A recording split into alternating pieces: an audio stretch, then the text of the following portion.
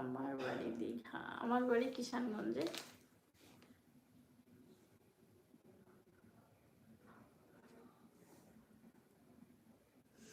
High বন্ধুরা, একটু hi hello বলো। তোমার বাড়িতে কে কে আছে? আমার বাড়িতে আমরা 4 জন আছি, তোমার দাদা ভাই, আমি, ছেলে মেয়ে।